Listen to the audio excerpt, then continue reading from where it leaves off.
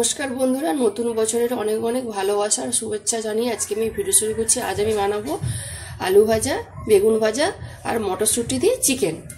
প্রথমে আমি আলুগুলো লাল লাল করে ভাজা হয়ে গিয়ে জায়গাতে তুলে নেবো। ওই তেলে বেগুনগুলো ভেজে নেবো। বেগুনগুলো ভাজা হয়ে গেছে, জায়গাতে তুলে নেবো। মশলা রেডি করে নিয়েছি। মাংসটার মধ্যে মশলা বেটে নেবো। পেঁয়াজ, আলু, টমেটো সব একসাথে দিয়ে দেবো। মাংসের মধ্যে মটরশুঁটি দিয়ে দেবো। আদা, রসুন, কাঁচা লঙ্কা বাটা দিয়ে দেবো।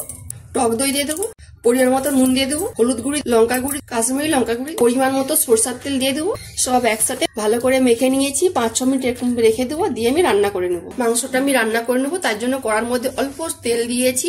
ফোড়নে দেবো গোটা গরম মশলা, এলাচ, লবঙ্গ, দারুচিনি, জায়ফল আর গোলমরিচ। এর উপরে মেখে রাখা মাংসটা ভালো করে আমি মাংসটা কষিয়ে নেব।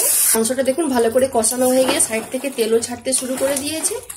পরিমাণ মতো আমি জল দিয়ে দেবো। কড়াইশুঁটিতে চিকেনটা কিন্তু হয়ে গেছে। উপর থেকে গরম মশলা গুঁড়ো আর ধনেপাতা কুচনো দিয়ে ভালো করে মিশিয়ে আমি নামিয়ে নেবো। আমার কিন্তু সব রান্না কমপ্লিট। মটরশুঁটি দিয়ে চিকেনের রান্নাটা দেখলেন তো? যদি ভালো লেগে থাকে তাহলে অবশ্যই কমেন্টে জানাবেন। আরও যদি এরকম রান্নার ভিডিও পেতে চান তাহলে অবশ্যই সাবস্ক্রাইব করে পাশের ঘন্টাকে ক্লিক করবেন। সবাই ভালো থাকুন, সুস্থ থাকুন আর সাবধানে থাকুন।